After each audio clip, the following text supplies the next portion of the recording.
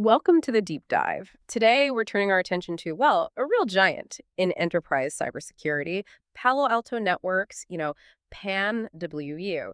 We are diving into not just their latest earnings, but really their whole strategic playbook. It's a massive $25 billion bet designed to make sure they stay the undisputed leader. And this isn't just about, small steps. Palo Alto is facing huge, almost existential pressure. You've got the hyperscalers, Microsoft, Google bundling security right into the cloud. Then on the other side, you have these really nimble, specialized experts like Zscaler in networking, CrowdStrike in endpoint security, winning those best-of-breed fights. So Palo Alto's answer, it seems to be stop competing on just single products and instead really aggressively build out the end-to-end platform, expand their moat, and become what a lot of people are calling the Microsoft of cybersecurity. Right, and that ambition. That's really the core of what we need to unpack today. I mean, when you talk about becoming the Microsoft of anything, you're talking about just unprecedented scale and scope. We need to figure out how they actually plan to pull off that consolidation, especially with the huge size of this recent identity acquisition. So the real mission for us today is figuring out, can Palo Alto really execute this enormous integration smoothly, keep up that high growth speed, and this is crucial, protect those pretty healthy financial margins when, frankly, the competition has never been tougher. That's the question. And to answer it, I think we have to start with the execution scorecard. Because the numbers, they really suggest that despite all this outside pressure, the company is, well, performing almost flawlessly right now. They just wrapped up fiscal 2025 with some incredible momentum. Oh, they absolutely did. Q4 revenue hit $2.54 billion. Yeah. That actually beat consensus estimates and marked a solid 16% jump year over year. And what really confirms that strategic pivot you mentioned is the mix underneath. Product revenue, driven almost entirely by high-margin software firewalls and their SASE offerings, it surged 19%. So yeah, this isn't legacy hardware driving the growth. It's definitely the software services. Exactly. And if you want to look into the company's crystal ball, sort of the leading indicator for locked-in future revenue, you look at remaining performance obligations, or RPO. That's the contracted revenue they haven't recognized yet.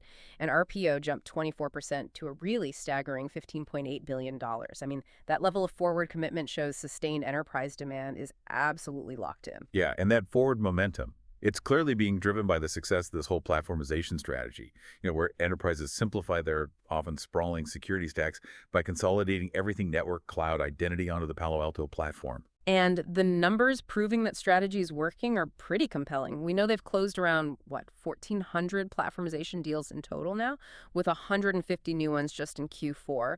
But what's really fascinating is how sticky those customers are. Net retention for these platform customers is sitting at a very healthy 120%. That 120% net retention. Yeah. It's a huge validation point. Yeah. Means they're not just keeping the customers right. Those customers are actually spending 20% more year over year with Palo Alto, so they are successfully selling deeper into that client base.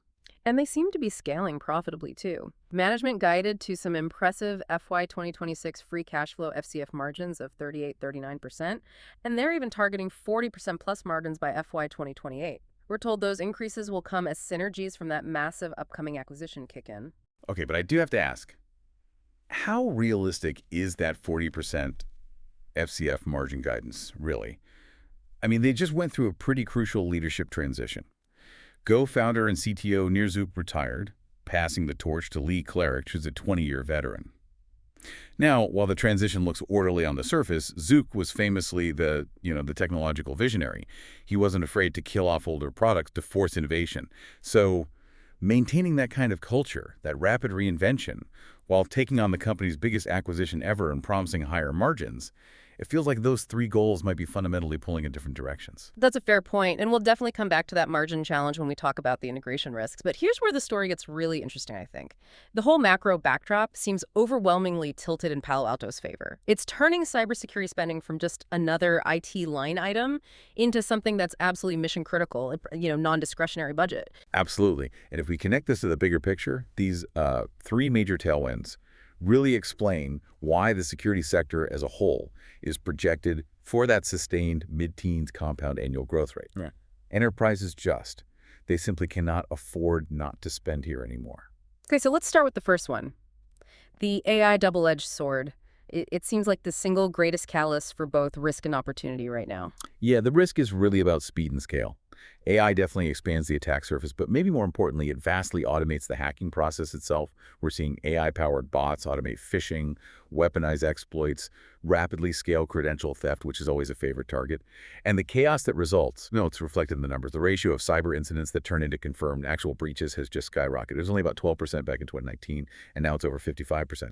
Credential abuse, identity theft, that is consistently the main way attackers get in. Wow, a 55% breach rate. That's terrifying.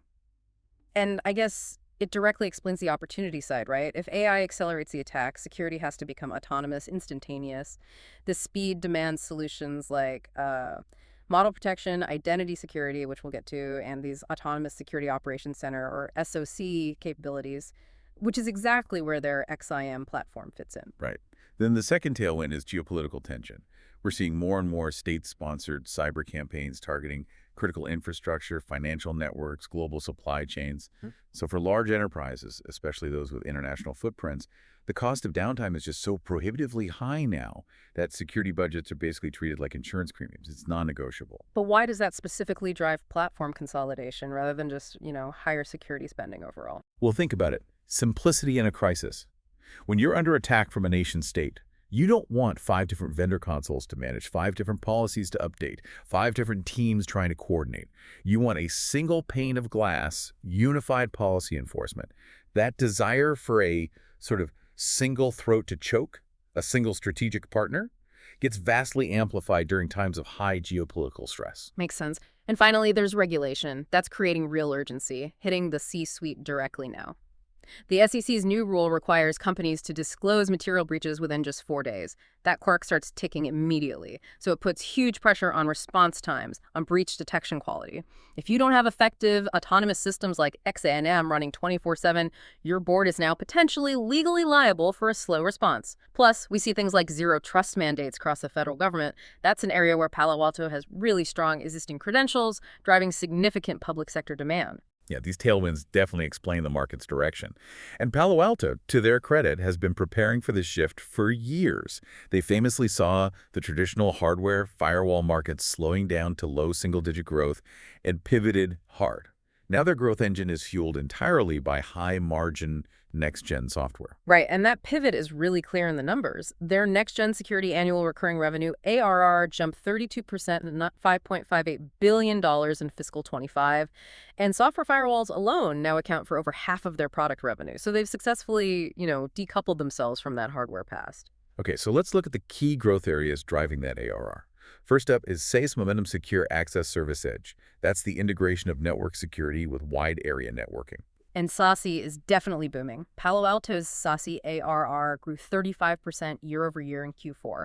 That's roughly double the market rate, which shows they're clearly gaining share there. They serve over 6,300 customers now, and the scale they're reaching is pretty impressive. They signed their largest SASE deal ever, worth over $60 million, covering 180,000 seats. I mean, that's serious enterprise infrastructure scale. And there's a small detail there, but I think it's telling. The Prisma Access browser, which they got through the Talon acquisition, its licenses doubled to 6 million in Q4 alone. It really highlights a critical shift towards securing the web browser itself, which is rapidly becoming the main interface where employees and increasingly AI agents interact with corporate data. Good point. So if SaaS secures the network perimeter, the next big battleground is the Security Operations Center, the SOC, right, which is run by their XIM platform. It's exactly. XIM is their play for the autonomous SOC. It's reportedly their fastest growing product in company history, and it's really the key differentiator for that autonomous response capability. The customer base doubled in just a year to over 400.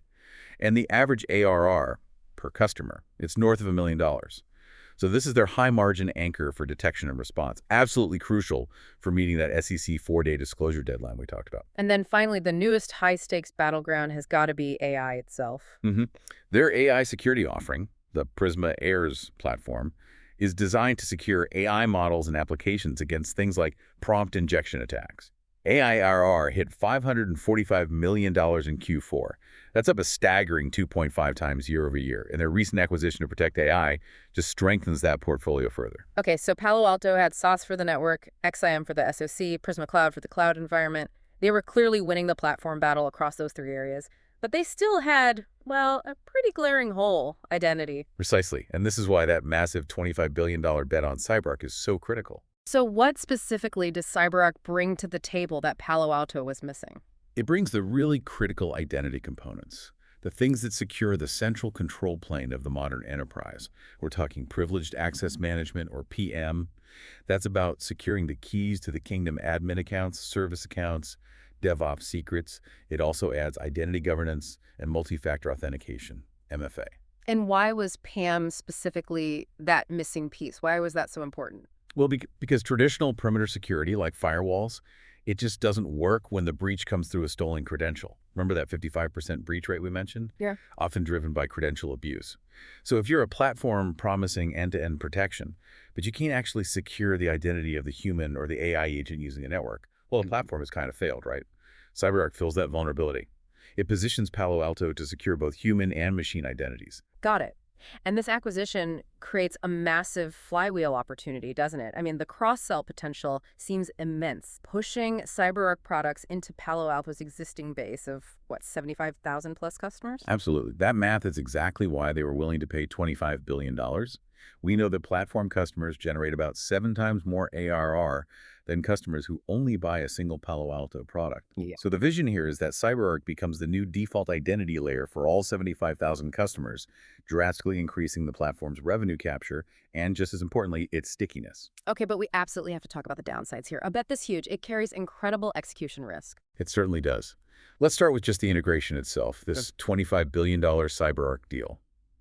It's the biggest acquisition Palo Alto has ever attempted, by far. So the integration risk is exceptionally high.